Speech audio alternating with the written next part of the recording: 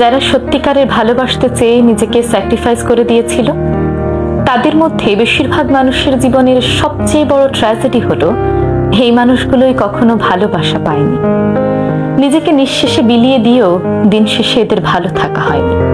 যেই হাতটাকে শক্ত করে ধরে রাখতে চেয়েছিল, সেই মানুষটাই একদিন মায়ার বাঁধন কাটিয়ে ঠিক বেরিয়ে যায়।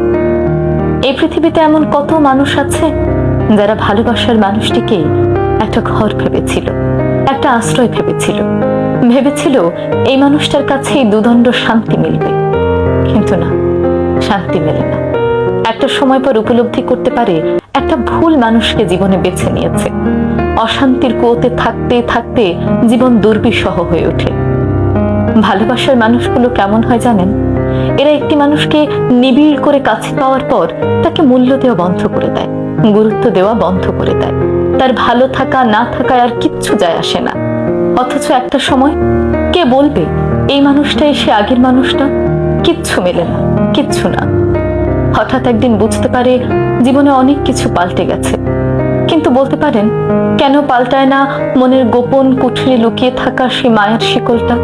কেন বারবার ফিরে যায় অনেক দিন আগে ফেলে আসা কোনো পুরনো প্ল্যাটফর্মে?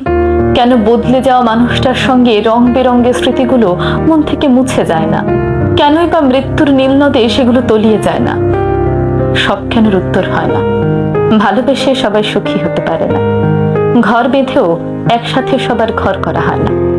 ভালোবেসে জিতে কয়জন বলুন? ভালোবেসে কেউ হারায়, কেউ আবার হারিয়ে যায়।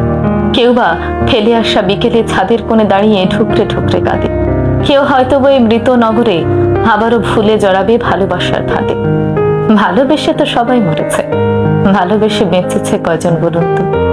ভালোবেসে কত না হওয়া ঘর কত জায়গায় পড়ে আছে, তার হিসাব কজন রাখে?